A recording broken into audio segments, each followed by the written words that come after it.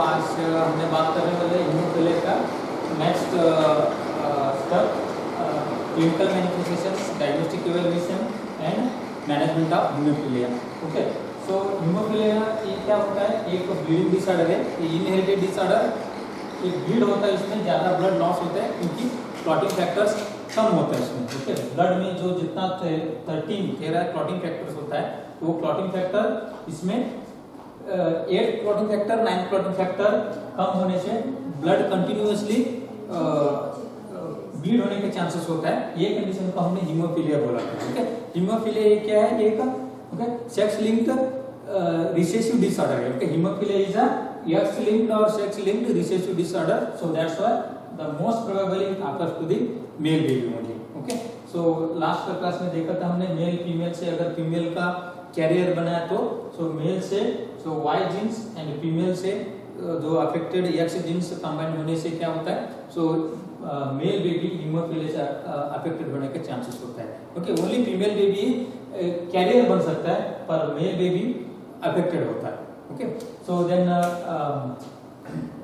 उसका पैथोफिजियोलॉजी भी देखा था। पैथोफिजियोलॉजी में सो एटोलॉजिकल फैक्टर से मतलब इनहेरिटेड रिसेसिव डिसऑर्डर से so sex linked means X link is transfer to the male baby, then male baby becomes affected with hemophilia. Okay, आज हमने बात करने वाले हैं clinical symptoms of hemophilia. Clinical symptoms of hemophilia. Okay, so clinical symptoms में क्या होता है? Main important, so this is one of the bleeding disorder, that's why bleeding होने चालू होता है। ओके, ब्लीडिंग मींस कैसे होता है? फॉर एग्जांपल ब्लीडिंग में वो भी 3 टाइप्स का ब्लीड होता है। So first one is mild bleeding और माइल्ड हीमोफिलिया। सबसे पहला माइल्ड हीमोफिलिया। माइल्ड हीमोफिलिया कब बोलते हैं हमने? ओके, ब्लीड होता है, ब्लीड विथ ट्रूमा होने के बाद ब्लीडिंग होने चालू होता है। ओके, एक्सेसिव ब्लीड ट्रूमा के बाद जितना टाइम पे ब्लड रुकता है उतना टाइम पे रुकता नहीं, जब ट्रूमा होता है तब ब्लीड होता है, उसको माइल्ड हीमोफिलिया बोल सकते हैं हमने। ओके, नेक्स्ट आता है मॉडरेट हीमोफिलिया। मॉडरेट हीमोफिलिया में क्या होता है? सो मॉडरेट हीमोफिलिया ओके ब्लीड होने के साथ ब्लीड विथ माइल्ड ट्रूमा, थोड़ा ऐसा ही चोट लगा तो ब्लीडिंग कंटिन्यू चालू हो जाता है। Okay, bleed with mild trauma और bleed with any minor surgery. Okay, excessive bleeding. Severe haemophilia भी हो सकता है। सीवियर हीमोफिलिया में क्या हो सकता है? The severe haemophilia that indicates the spontaneous bleeding. Okay, spontaneous bleeding. Okay, that is the severe hemophilia. Okay, without any trauma or without any injury, the bleeding is continuous from the body orifice, means from the nose or from the teeth or internal through the urine, through the stool. The bleeding is continuous through the body in case of severe hemophilia. Okay, in moderate hemophilia, so only minor injury that causes the heavy blood loss. Okay, that is the moderate hemophilia. Mild hemophilia means bleeding with major trauma. Okay, जब trauma होता है तब bleed ज्यादा होने चालू होता है। Okay, so this are comes under the clinical manifestations. इस तरीके से क्लिनिकल मैनिफेस्टेशंस दिखने चालू होता है, depends upon the severity of the hemophilia. Mild है तो इस तरह से होता है, मॉडरेट है तो इस तरह से ब्लीड होता है और सीवियर है तो स्पॉन्टेनियस ब्लीडिंग होता है। Okay, the classical sign of hemophilia is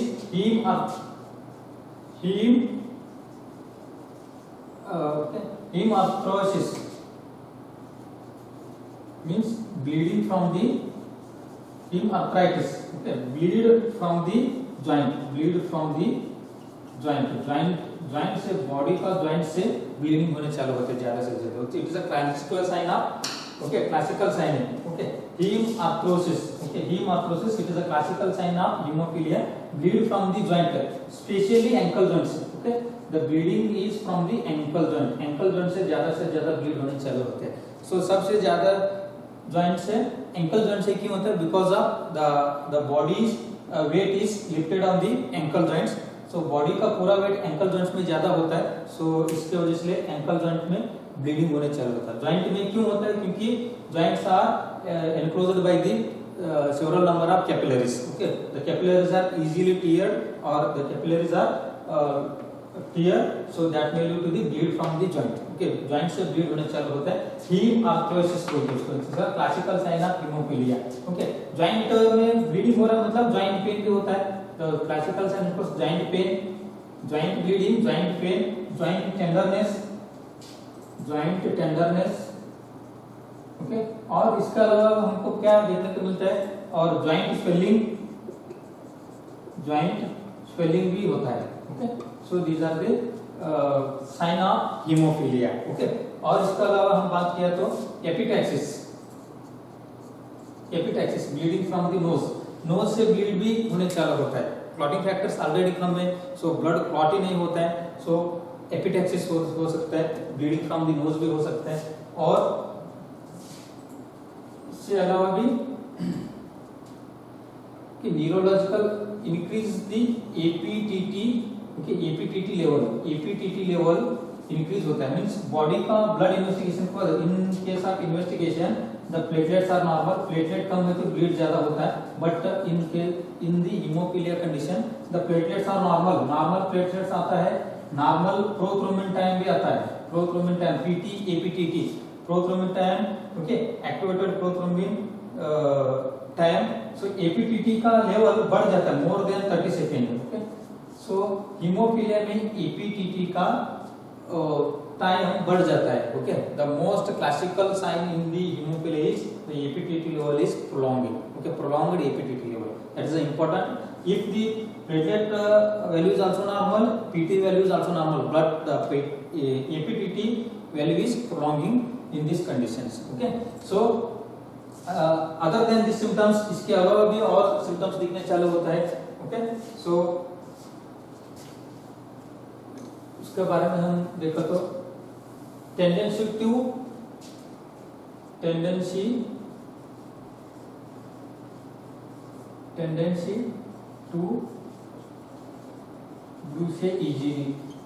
to bruise easily. It means हम थोड़ा सा भी हम काम करने चालू किया तो ब्लीडिंग चालू होने चालू होता है. For example during tooth brushing. Okay, tooth brushing करने के टाइम भी, ओके, ड्यूरिंग टीथ ब्रशिंग करने के टाइम भी टीथ से ब्लड आने चालू होता है. Okay, tendency to bruise easily means थोड़ा जोर से कफ किया तो कफ से ब्लड होने चालू होता है, जोर से स्नीजिंग किया तो भी स्नीज से ब्लड आने चालू होता है.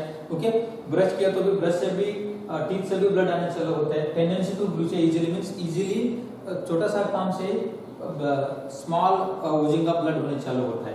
ओके, और bleed in the brain that में causes the altered neurological status. Neurological status alter होने चालू होता है क्योंकि ब्लड लॉस हो रहा है, सो ब्रेन को ब्लड कम पहुंच रहा है और ब्रेन का अंदर भी ब्लीड होने के चांसेस होता है. So that means the alter neurological status में सो अनकॉन्शियस हो सकता है, नहीं तो semi consciousness. Okay, otherwise okay paralysis भी हो सकता है, पैरालिसिस और सीवियर भी हो सकता है. ओके, सेरेब्रोवास्कुलर एक्सीडेंट भी हो सकता है. ओके, इतना सारा सिम्टम्स हमको हीमोफीलिया में देखने मिलता है. Okay, these are the sign and symptoms of hemophilia. Sign and symptoms of hemophilia में सबसे पहला सो माइल्ड, मॉडरेट, सीवियर के हिसाब से डिवाइड किया है. माइल्ड में तो ज्यादा ट्रॉमा हो गए तो ब्लीड आता है, मॉडरेट में थोड़ा सा माइल्ड ट्रॉमा हो गए तो ब्लीड आने चालू होता है, सीवियर में कुछ स्पॉन्टेनियस ब्लीडिंग होने चालू होता है. So hemarthrosis is a classical sign of hemophilia, means joint bleeding. So the joint bleeding especially from the ankle joint bleeding. Okay, joint pain होता है. Okay, joint tenderness होता है, restricted mobilization होता है, मतलब persons unable to walk, mobilization restricts होता है. Okay, tendency to bruise easily, मतलब easily blood आने चालू होता है, coughing, sneezing, brushing का टाइम पे. Okay, epistaxis भी हो सकता है, bleed from the nose. Okay, next neurological alteration भी होता है हीमोफीलिया की वजह से क्योंकि ब्लड लॉस, सो दैट में causes the semi consciousness, either unconsciousness और पैरालिसिस, आइदर सेरेब्रोवास्कुलर एक्सीडेंट भी हो सकता है. ओके, सो हेमोरेजिक सीवीए, थ्रोम्बोटिक सीवीए में हेमोरेजिक की वजह से सीवीए होने के चांसेस होता है. ओके, इन इन्वेस्टिगेशन में नॉर्मल प्लेटलेट हो सकते हैं, नॉर्मल पीटी वैल्यू हो सकता है, बट एपीटीटी लेवल प्रोलॉन्गिंग होता है. Okay, these are the sign of haemophilia. So हमने आगे देखा तो diagnostic evaluation of haemophilia, haemophilia का डायग्नोस्टिक इवैल्यूएशन, उसका डायग्नोस्टिक इवैल्यूएशन हिस्ट्री कलेक्शन करना है, फिजिकल एग्जामिनेशन करना है और पीटी एपीटीटी करना है, same as the okay bone marrow investigation और क्लॉटिंग फैक्टर डिटेक्शन करना है। Okay, history, physical examination, okay, PT APTT, it is a very important, PT APTT, APTT level prolonging आता है। So blood clotting factor deficiency देखना है, blood okay clotting factor deficiency देखना है। Okay, clotting factor deficiency, blood clotting factor deficiency देखना है। Okay, blood clotting factor deficiency में factor 8 and factor 9 deficiency होता है। Okay, two types of hemophilia. Okay, इसमें हीमोफीलिया में टू टाइप्स होता है, factor 8 hemophilia A, factor 9 deficiency hemophilia B. अगर 5th डेफिशिएंसी है तो पैरा हीमोफीलिया बोलते हैं। हीमोफीलिया में मोस्टली दो टाइप्स होने के चांसेस होते हैं, वो भी मेल बेबी। ओके, नेक्स्ट हमने मैनेजमेंट का बारे में बात किया तो उसका management most important is management of haemophilia is management of haemophilia. तो इतना सारा सिम्टम्स दिख रहा है, सो हमने क्या मैनेज कर सकते हैं हीमोफीलिया में।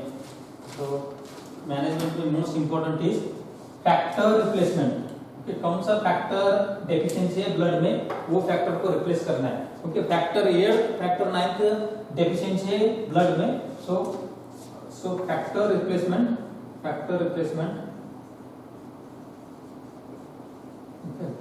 Clotting factor replacement, okay, factor 9 and factor 8 replace करना है। Okay, this is a very important management in haemophilia. इसके अलावा भी एफएफपी ट्रांसफ्यूज करना, fresh frozen plasma, FFP. Okay, fresh frozen plasma, this is a one type of plasma, so it helps to prevent the bleeding in the haemophilia patient. Okay, cryoprecipitate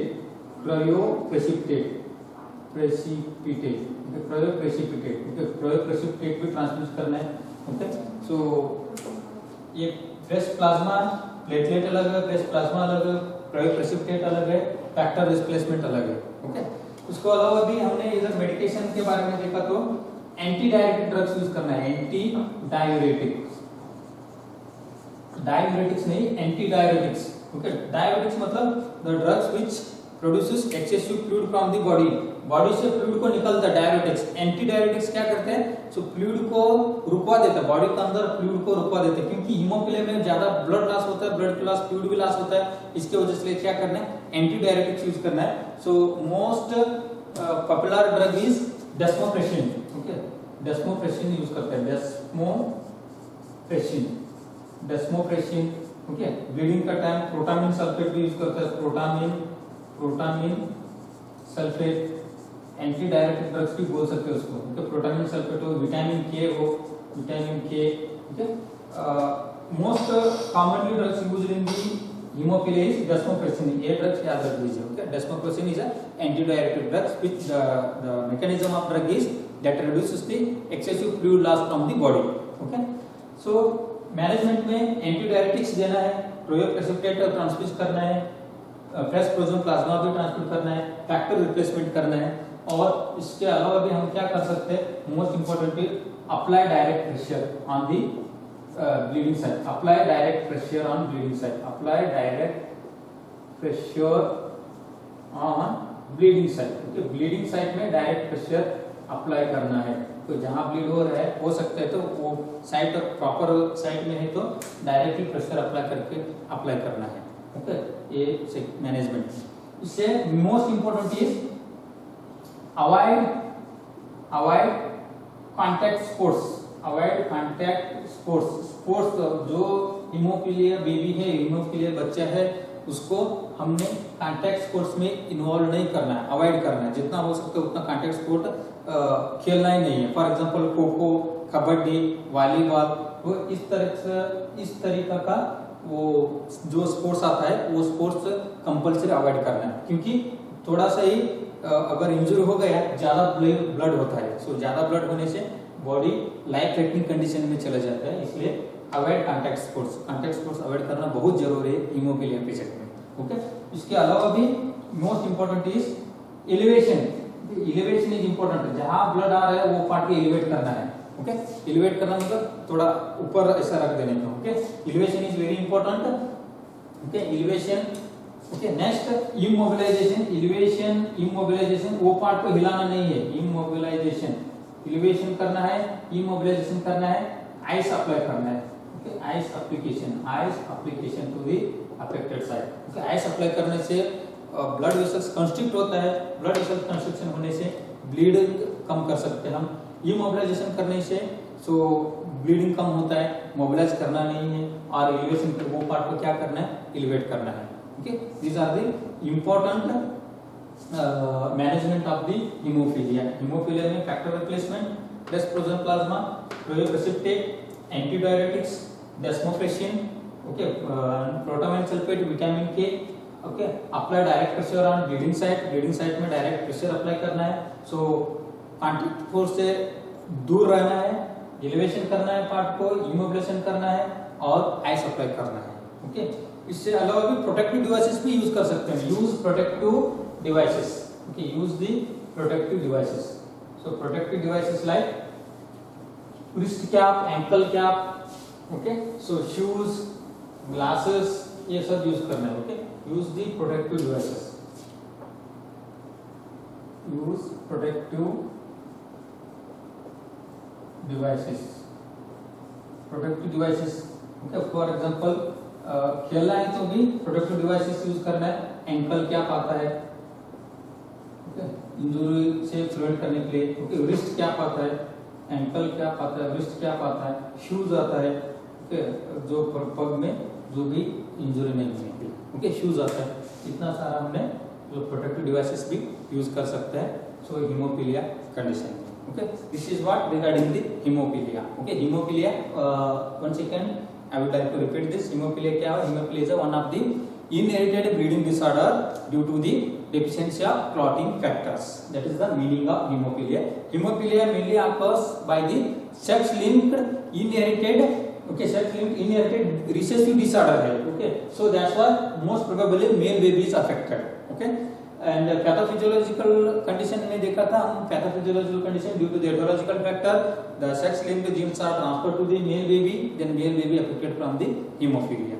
The classical signs and symptoms includes the hemarthrosis, mild, moderate, severe hemophilia. So joint pain, joint tenderness, immobilization, joint swelling भी हो सकता है और hepatitis हो सकता है. Tendency to bruise easily. So suddenly blood आना चालू होता है. अल्टर न्यूरोलॉजिकल स्टेटस होता है. सेमी कॉन्शियस में भी जा सकता है, अनकॉन्शियस भी हो सकता है और सीवियर भी हो सकता है, पैरालाइज भी हो सकता है पेशेंट. ओके, सो हमने डायग्नोस्टिक इवैल्यूएशन में history, physical examination, routine blood investigation करना है, प्लेटलेट एग्जामिनेशन करना है, पीटी एपीटीटी करना है, क्लॉटिंग टाइम करना है, ब्लीडिंग टाइम करना है और क्लॉटिंग फैक्टर डेफिशिएंसी इन्वेस्टिगेशन करना है. सो this is the diagnostic evaluation of haemophilia. So management में हमने most important is clotting factor replacement करना है. सो इसके अलावा फ्रेश फ्रोजन प्लाज्मा भी रिप्लेस कर सकते हैं और प्लेटलेट भी ट्रांसफ्यूज करना है, क्रायोप्रेसिपिटेट भी ट्रांसमिट करना है और antidiuretics plays an important role in this haemophilia condition. उसके अलावा भी पेशेंट को रेस्ट देना है, इमोबिलाइजेशन करना है, पार्ट को एलिवेट करना है और आइस कंप्रेस करना है. उसके बाद पेशेंट को प्रोटेक्टिव डिवाइसेस हमने प्रोवाइड करना जरूरी है हीमोफीलिया को बचाने. Okay, this is what regarding the haemophilia. So haemophilia is completed. So today's class is dismissed. From tomorrow onwards we will discuss regarding the thrombocytopenia. Okay, thank you very much.